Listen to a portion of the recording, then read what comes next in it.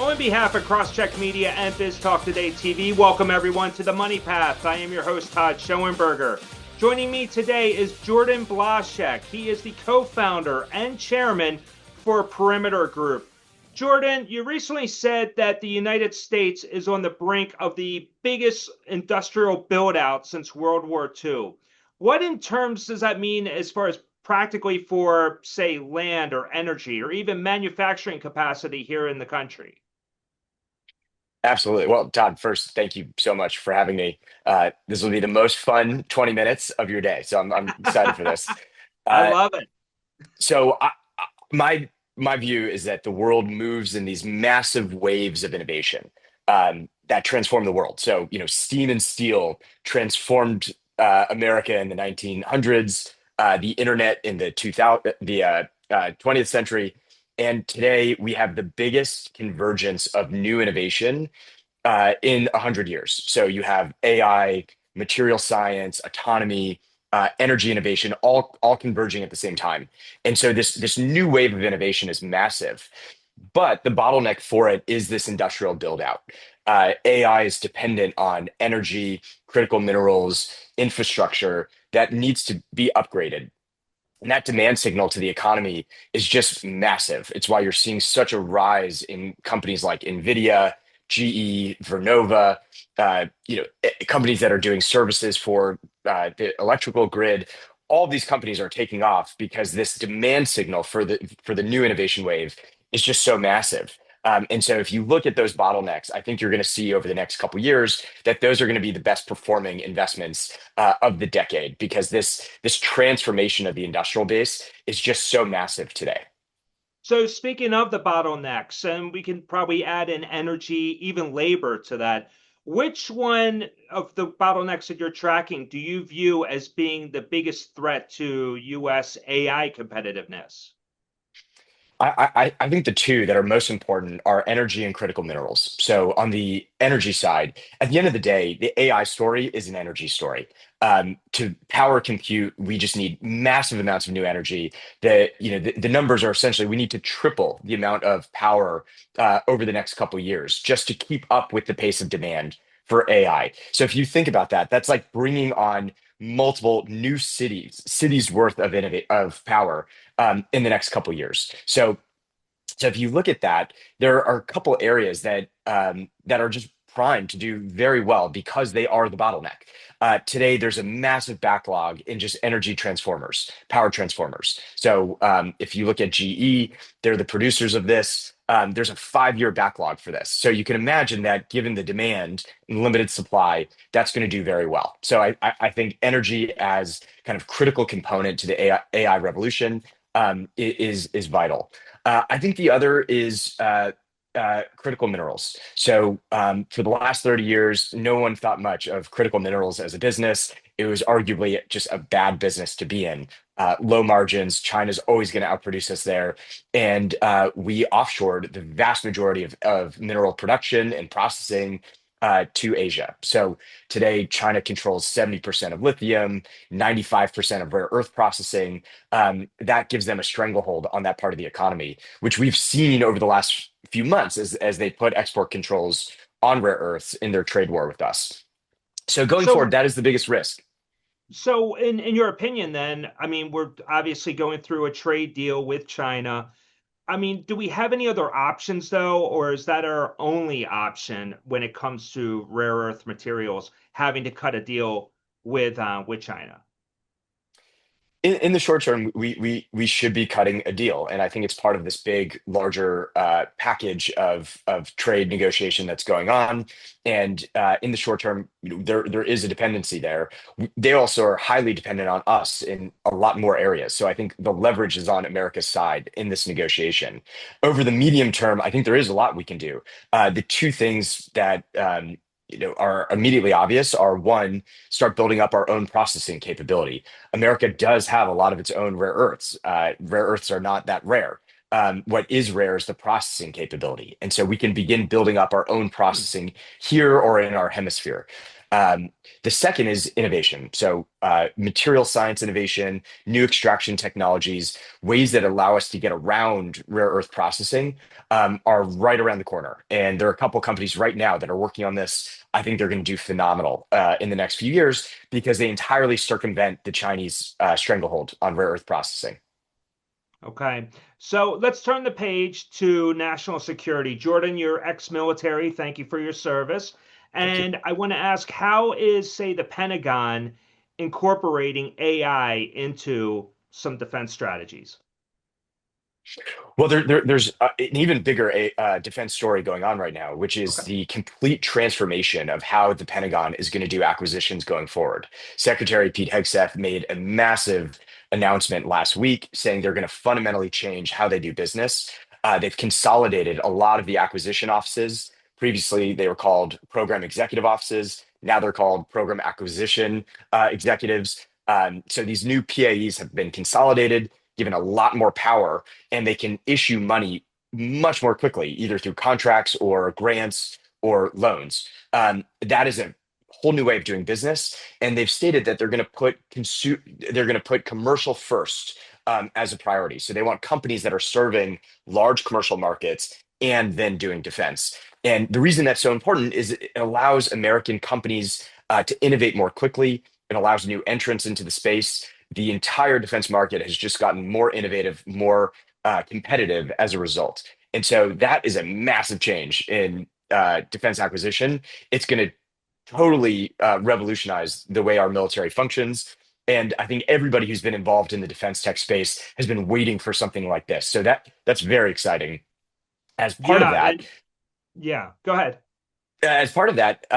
AI is transforming the way we fight wars. We're going through a revolution in military affairs right now, driven by autonomy.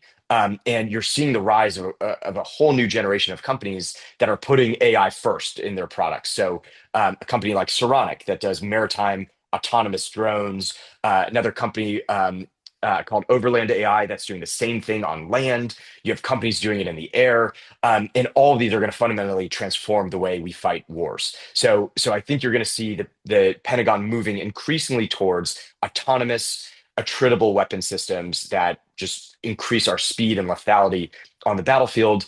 You'll also see it start getting integrated into the decision-making process. So the way that military commands make decisions, speed up their decisions, and then ultimately do everything from logistics to personnel management. All of that will be transformed by AI.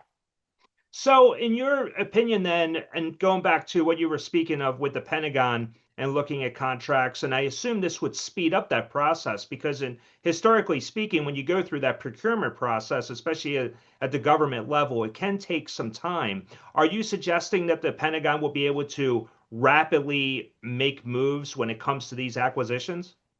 Yeah, that's exactly right. They will move from years to months with the number of Wow. these contracts. They'll be able to increase the size and give larger contracts. And ultimately, what this is doing is sending a much stronger demand signal to the market for what the Pentagon needs. I think that's ultimately always been the challenge. It's hard to get a strong demand signal from the Defense Department.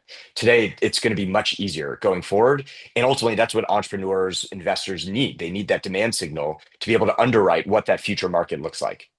Right, right. And that's remarkable. And that's only going to make the country safer. So with in your opinion then, because of AI and this rapid technology and then obviously the evolution of going through the business process inside the Pentagon, do you feel that there will be less of a need of ever having boots on the ground again? So I'm a Marine infantry officer. At the end of the day, we always believe you need a Marine with their boots on the ground, on the target, fighting the enemy. I don't think we're ever going to get totally away from that. There's no substitute for a trained warrior on the ground to do the final fighting.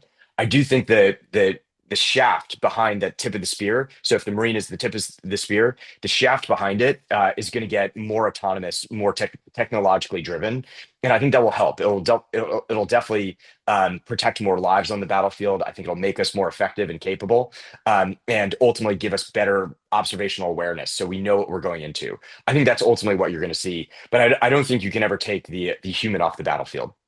Okay. So, Jordan, I want to get your opinion on the nuclear or the Iran strike when we took out the nuclear capabilities for Iran when we had our stealths take off from Missouri. They were flying all night. They got there. You know the story. How much of technology was part of that? Maybe even AI, or if you don't know, that's fine too. But it just seems that that strike was so pinpoint accurate to happen to knock that out. I mean, that we knocked out decades of productivity by the Iranians. What are your thoughts? Absolutely. So it was, I think, the most well executed foreign policy um, move I've seen in my lifetime. The Trump administration gets a lot of credit for how well that was executed. It was highly technological in nature. That strike shows the qualitative advantage that the United States has over every other military in the world. No other country could do that strike, and they won't be able to do it for decades. The U.S. advantage in air power and strategic strike is so massive. It allows us to take off from somewhere, in the heart of the United States, drop a bomb halfway around the world, and completely devastate the Iranian nuclear program. The technologies that went into that were everything from our stealth capability that goes on the fighter, that's various kinds of material science innovation that allow that stealth, observation from space, so space-based observation, the ability to use drones to pres provide laser precision, and then ultimately, all the chips and various technologies that go into the bomb itself that allow it to have complete precision and drop exactly where we want it to from 40, 50,000 feet up in the air. That all combines so much innovation that America is the only one on the planet that can do that today. That's amazing. I know it was truly awesome. That's for sure. So What let's. what I think what I think you'll Okay. see in the future in terms of AI is that plane, which that plane had a pilot, flying that plane.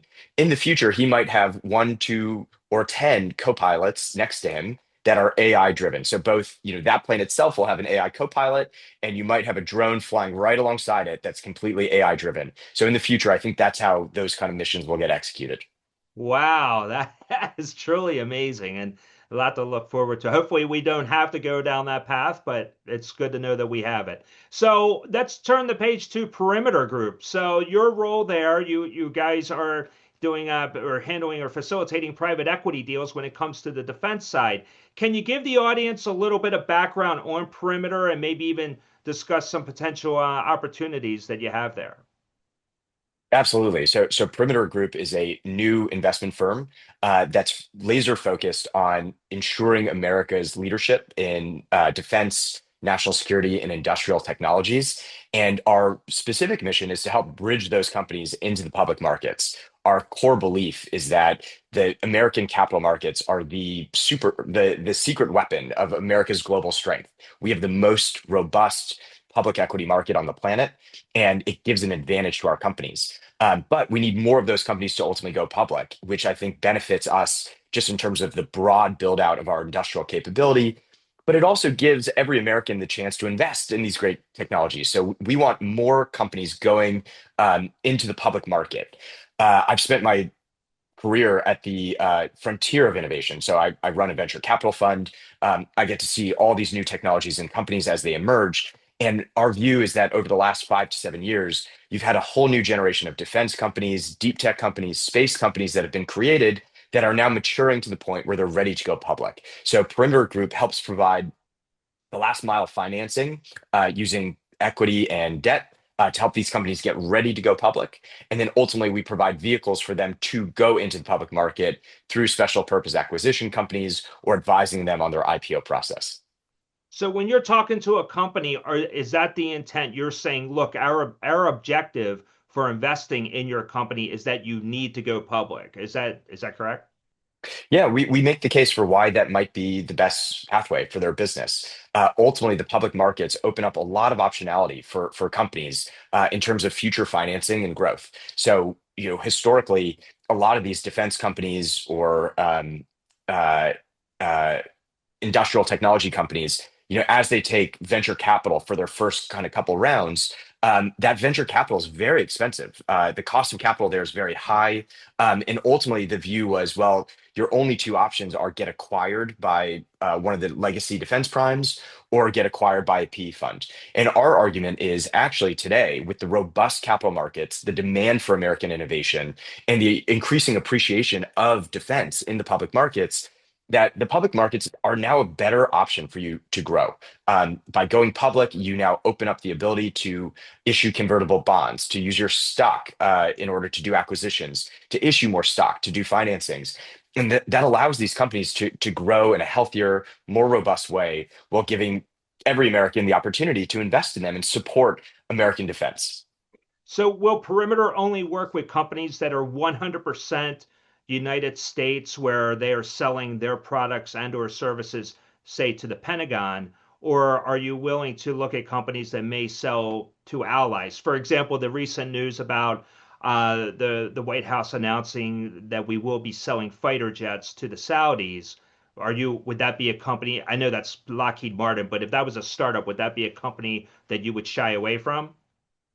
No, absolutely not. We see America's alliances as one of our greatest assets and an expansion of America's industrial base. So if you're a defense company in Australia, your best move is to move to the US and start selling to the US Defense Department because we're the biggest defense market on the planet. And so we are very comfortable investing in a company like that, helping them break into the United States, sell to the US government, and then ultimately go back and sell those products to the Australian government and Japan and India, because the stronger our allies are, the stronger we are. And so we believe in investing in our allies and building up their industrial base, because ultimately we don't want to do these things ourselves. Going back to the Iran example, it helped us immensely that Israel took the burden of the war. They fought the vast majority of it, and we were able to come in at the end and do what only America can do. And ultimately, that's what we want. We want to see our allies picking up the burden of maintaining security and defense around the world, and then we can do what only we can do. And I think that's the best role for America to play. So, what kind of due diligence then does Perimeter do on these companies? I mean, because you probably are having to look at, especially when it comes to national security, you really have to vet everyone that's involved at the organization, right? I mean, I'd imagine it's a much more sophisticated deep dive dealing with a company like that than, say, some company selling widgets, in Omaha. Yep. So for Perimeter, we really have to do three different kinds of diligence. The first is just the product and technology diligence, and we have a network of experts and scientists that we draw on to help us do that. The second is we have to do the market diligence, and a lot of that, especially in the defense sector, is you have to get firsthand feedback from folks in the government. So talking to the acquisition officers, the mission owners, people who would be purchasing this, and getting their feedback on the product itself and what it looks like over the next couple of years in terms of future contracts. So getting that market diligence. And then ultimately, there's public readiness. Is the company ready to go public? Is the management team ready? Have they done their public auditing and accounting that has to get done? And how will the market uh, absorb the financials, understand the business, and value it once it goes public? So we have to do all three of those. There is a component, as you said, of where there's nationally critical technologies or capabilities. There's an enhanced level of diligence we have to do on ultimately the ownership of the business, the people working there, the level of classification behind what they're doing, and making sure that it passes all of our thresholds in terms of being secure and good for the country. That's excellent. I love that. So, final question for you. Are you at all, because clearly you have an administration right now, it's pro defense. They went out, changed the name to Defense Department of War. So we are and that's typical of Republican administrations. You usually see this in America, or at least over the last few decades. So, with that, are you at all concerned that there could be a shift in power in 2028 and that may impact, say, your investments? We've seen bipartisan support for defense spending over the last 5 years. Okay. Some of the larger increases were under the Biden administration. In Congress, there's just been consistent passage of the NDAA year over year. We just crossed $1 trillion defense budget. So we don't see this slowing down. I think we're in a massive reindustrialization moment where we need to rebuild so many aspects of the defense industrial base, and there's bipartisan support for that. Ultimately, our view is that the stronger we are as a country, the stronger our industrial base, the less likely we are to have to use it. We deter enemies, we deter aggression around the world. And so this buildup, I think, is bipartisan in nature because both parties agree on that. And I think there's less likelihood going forward that you're going to see any sort of division over this increase in defense spending, in part because it's so beneficial both to the American taxpayer in terms of jobs created, industry built, but also in terms of promoting peace around the world. So we don't feel that this will slow down over the next decade. Okay, I love that. Well, that's fantastic news. I know I'm going to sleep better at night knowing that. So that's terrific. Jordan, how can the audience reach you? So they can check out what we're doing with Perimeter at perimeteracq.com. They can also reach out on LinkedIn or on X, and I'd be happy to chat with anyone in the audience who wants to go deeper on any of these topics. That's great news. Well, I know the show is airing live, and when we put out the post-edited version, right here at the bottom of the screen, you'll see the website URL, perimeteracq.com, correct? That's correct. Absolutely. That's fantastic. Jordan, thank you so much. This was a fascinating conversation. I really do appreciate you joining me. Got to have you back next year so we could continue this conversation. Well, Todd, this was a lot of fun. Thank you so much. I hope this was the best 20 minutes of your day. You said it was going to be, and I thumbs up. Absolutely, the best 20 minutes. That's what I was going Every for. day was like this. This will be amazing. Well, thank you for having me on and for what you do. Absolutely. So on behalf of Jordan Blashek, I am Todd Schoenberger. Thank you once again for joining me on the Money Path. We'll catch you next time. Take care.